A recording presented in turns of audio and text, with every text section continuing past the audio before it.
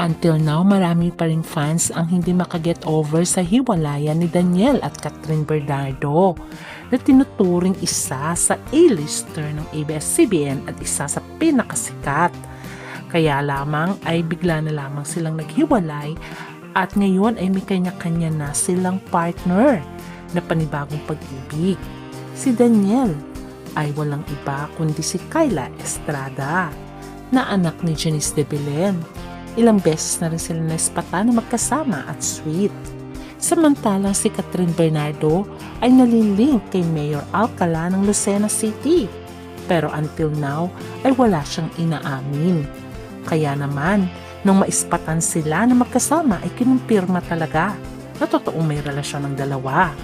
Ating alamin kung saan sila nakuhanan ng video.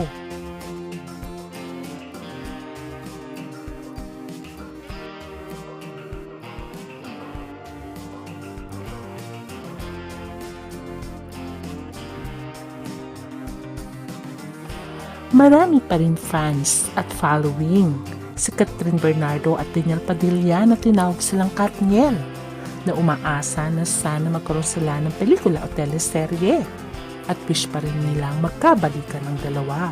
Pero mukhang malabo na ang pangyayari dahil solo-solo na ng karera si Daniel at Catherine. Ngayon si Catherine ay very busy sa bago niyang teleserye kay Janice Reid. Samantalang si Daniel Padilla ay katatapos lamang ng ginawa niyang teleserye pero may upcoming project siya. Pero ngayon ay wala pa rin kasiguraduhan kung balak muling pagtambalin si Catherine at si Daniel Padilla. At ito ang pinagpipray ng mga fans. Pero pagdating sa kanilang love life ay very vocal naman si Daniel at walang kinahihiya. At lagi niya ngang pinapakita na magkasama sila ni Kyla Estrada.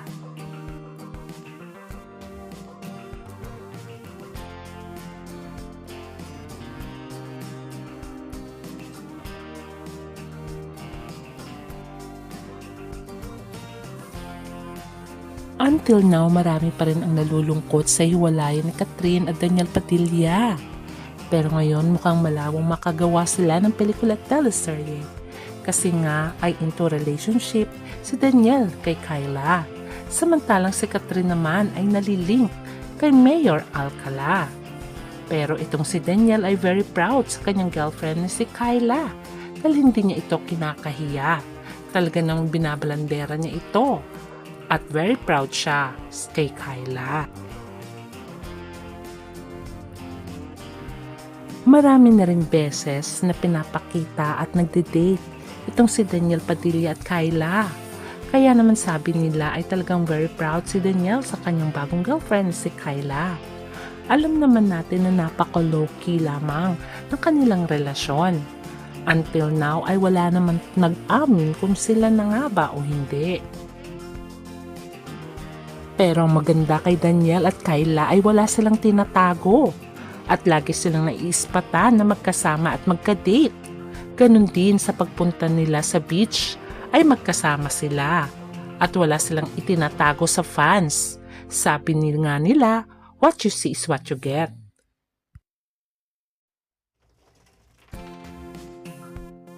Kung gaano naman ka-open si Daniel Padilla kay Kyla Estrada at very proud ito sa kanya ay kabaliktaran naman kay Catherine. Dahil until now ay hindi pa rin inaamin ni Catherine ang relasyon niya kay Mayor Alcala.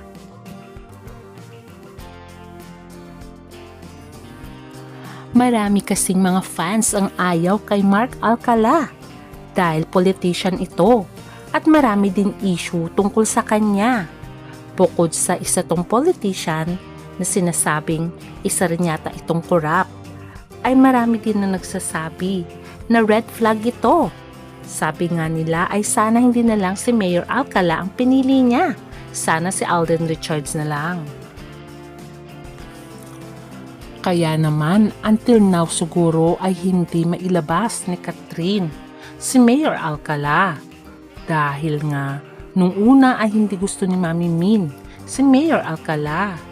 Especially nung lumipat nga itong si Catherine para magsolo sa condo unit. Pero ngayon ay mukhang okay na si Mayor Alcala at Mami Min Bernardo.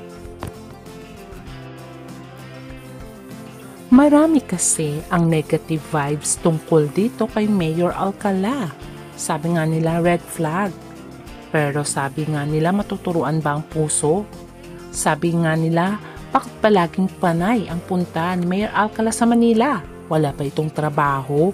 Isa siyang mayor, malaki ang obligasyon niya. Kaya naman, very red flag daw ito ayon sa mga fans. Sana hindi na lang politiko ang pinili ni Kat. Pero tulad nga ng sinabi ko, ang pag-ibig ay hindi matuturuan. Ganun naman din ang sinabi ni Mami Min. Kung anong ginusto ni Kat, ay nirerespeto niya na lang basta masaya ang kanyang anak, basta wag lang din siyang lokohin ni Mark Alcala. Ngayon ay hindi mo na maitago ang relasyon ayon sa mga fans dahil nakuhanan sila na magkasama sa isang mall. Siyempre, si Catherine ay naka-face mask para hindi siya makilala. At obvious naman na si Mayor Alcala ang kasama niya. Sabi nga nila, bakit hindi proud itong si Catherine kay Mayor Alcala? What do you think?